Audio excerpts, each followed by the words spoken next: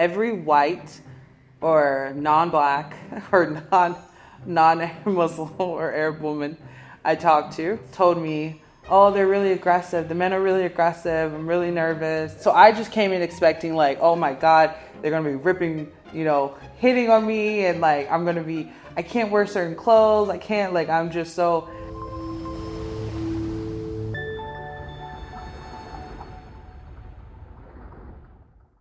So Julia, you wanted to make a documentary. What is it about and why?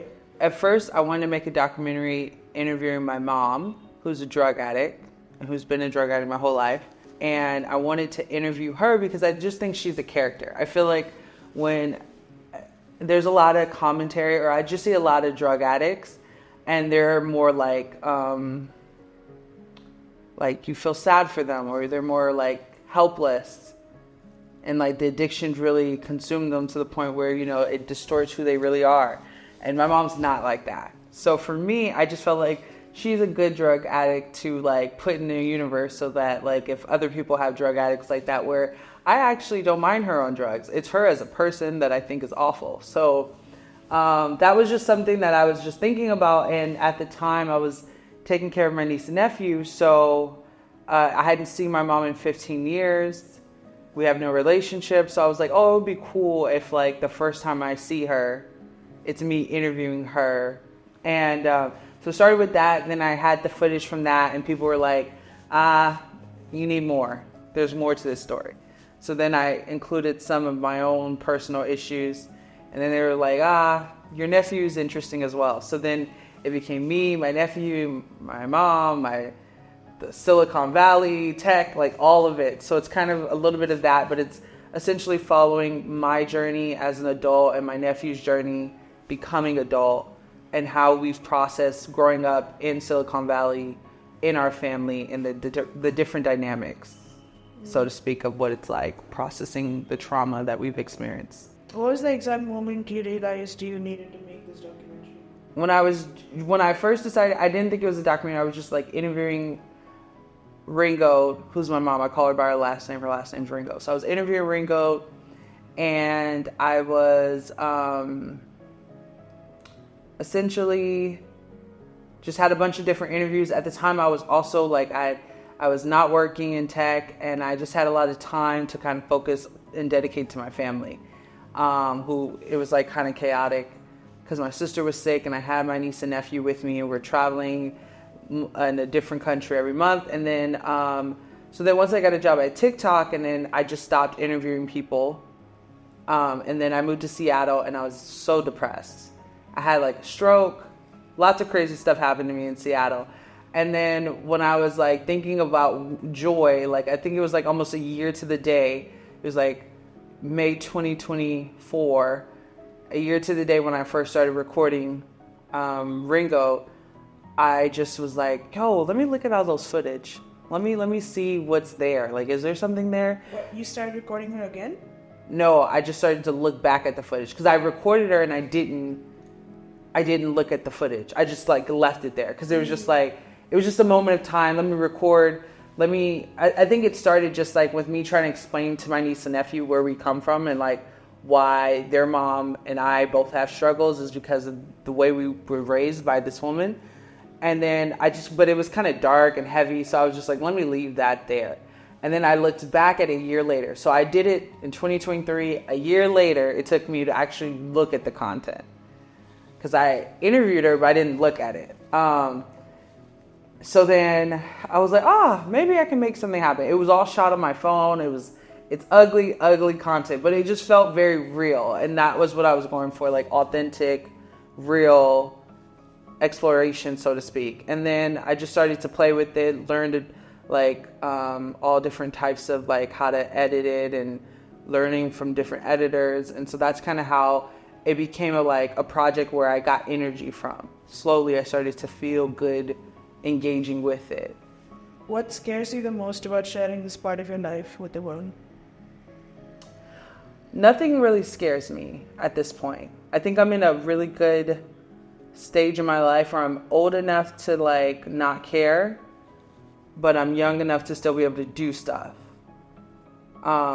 I think the only thing that does concern me is like making sure that whoever's involved, that I'm, besides my mom, of course, but making sure whoever's involved gets like, I'm telling their story right. I think that's just what I just want to make sure I'm not oversharing things that's not for me to tell, and just making sure that what's in there, they have full consent and they're really excited to do it. With my mom, she's similar to me in personality wise, and similar to my nephew as well, but we don't have a lot of shame, and we're just kind of like, we are who we are, and that's who we are. So even if she did have feelings about it, I would still do it, but she doesn't, so it's even better. Why'd you come to Morocco?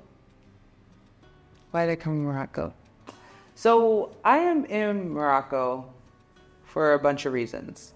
Number one, I'm usually in Europe during the summer. So I wanted to go to Africa, specifically a place where it was easy to fly to from Europe, because I haven't been wanting to do a lot of long journey flights. I don't know, I'm feeling kind of lazy. That was one. So logistically, just location. Two, I wanted to go because remote year was coming here, and because I don't know I'm not creative, I don't know how to edit, I don't know how to make a documentary, I don't know how to do any of those things. I know usually when you do remote year, any trips, people who are creative are all there. So it was a networking opportunity for me. So I was like, I can network, it's easy to get to. And then lastly, it's because like I just know through college, I studied a lot I was a Jewish studies minor in college, so a lot of Moroccan Jews and just the history of that, and then just how diverse in terms of like all the different languages that they speak here, which was interesting, like where it's like Europe meets Africa meets the Arab world. So for me, I just wanted to see how does that all work and live and together. So all of those reasons was why Morocco was chosen for me to come visit. You've been in Morocco for 3 weeks now, or 2 weeks? 3 weeks. 3 weeks. Did you have a change in perspective during these weeks? Did something change? I think you just always think when you know there's a king, so you think like if a country has a king or a monarchy, even though like I knew the history of their monarchy, their king has been fairly liberal in certain things. I think you just in my mind, I just came in thinking that if you talk to local people, like they'll probably have a negative perspective, and it's been not as much. Yeah. So I think the positive, like, because I think it's one thing for us on the outside. Like I remember during the Arab Spring, and just like his rise to power, and like him coming in, seeing if he's going to be different than his father.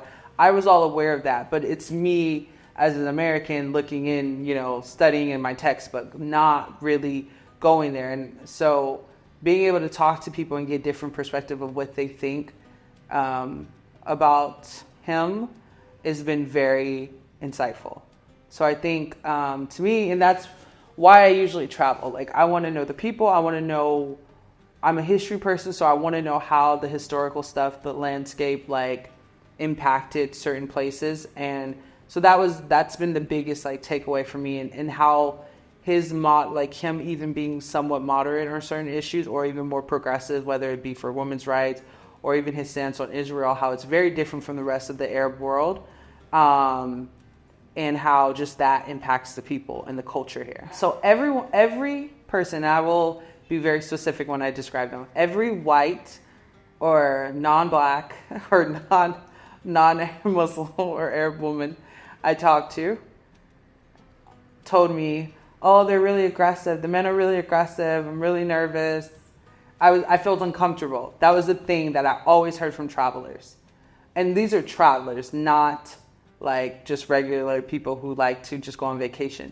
Then another guy told me, he was like, oh, the level of poverty was just so much for him to take in. Those were two things so I just came in expecting like, oh my God, they're going to be ripping, hitting on me, and like I can't wear certain clothes. I can't, like, I'm just so, and it's been the furthest. Like, I think I forgot that I was told that because I've been here for so long that I was like, oh, snap, people did say these negative, not even, I don't know if they were trying to be negative because I think they liked it. Yeah, cautious. Yeah, they were really cautious and they were really nervous. And so for me, I even forgot that I, watch it with clothes I wear because I'm not going near a mosque.